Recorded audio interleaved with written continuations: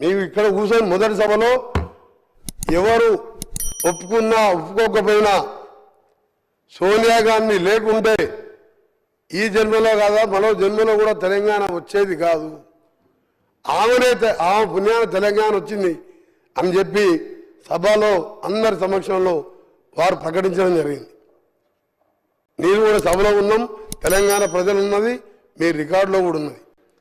ఈరోజు అలాంటి సోనియా గాంధీ పుట్టినరోజుతో పాటు తెలంగాణ అస్తిత్వానికి ప్రతీకలైన ఒక అమ్మ లాంటి తెలంగాణ తల్లిని ఈరోజు ఆవిష్కరించుకుంటూ పోతున్న సందర్భంలో వాళ్ళు ఆ నాయకుడు కనీసం వచ్చి శుభాకాంక్షలు చెప్పేది పోయి బయట పిచ్చి పిచ్చి వేషాలు చేస్తూ ఈరోజు ఇంత పవిత్రమైన రోజు తెలంగాణ ప్రకటించిన రోజు ఇది.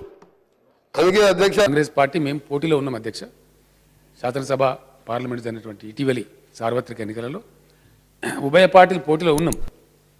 అయినప్పటికీ ఢిల్లీ నుంచి ఎన్డీటీవీ అనే ఒక ఛానల్ వచ్చి నా ప్రత్యేక ఇంటర్వ్యూ కావాలని కోరినప్పుడు ఇక్కడ జనగామ పబ్లిక్ మీటింగ్లో అధ్యక్ష ఓపెన్గా నేను చెప్పాను. అప్పటికి ఎన్నికలు జరుగుతున్నాయి.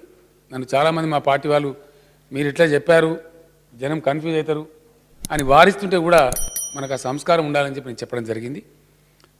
సోనియా గాంధీ గారి ఇనిషియేటివ్ వల్లనే ఈరోజు తెలంగాణ రాష్ట్రం సాకారం అయ్యింది.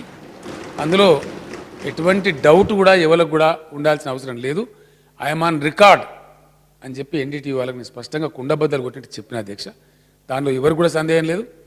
ఈరోజు కొత్తగా కొలువుదీరిన తెలంగాణ శాసనసభలో శాసనసభ నాయకుడిగా తెలంగాణ రాష్ట్ర ముఖ్యమంత్రిగా శ్రీమతి సోనియా గాంధీ గారికి నేను హృదయపూర్వకమైనటువంటి కృతజ్ఞతలు తెలియజేస్తా ఉన్నాను. అందులో ఎవ్వరికి డౌట్ కూడా అవసరం లేదు. వారి యొక్క చొరవతోనే ఈ రాష్ట్రం ఏర్పడ్డది. దానిలో ఎవరికి కూడా డౌట్ కూడా అక్కర్లేదు. I'm once again placing my thanks on record officially in the first session of the Telangana assembly అని చెప్పి కూడా నేను ఈ సందర్భంగా మనవి చేస్తా ఉన్నాను. సరే, ఇటువంటి ముచ్చట్లు ఇంకా మస్తుగా పట్టుకొస్తాయి. అప్పటిదాకానైతే మీరు మా ఛానల్ని సబ్స్క్రైబ్ చేసుకోరి. షేర్ల పనే కాబట్టి షేర్లు చేయురి.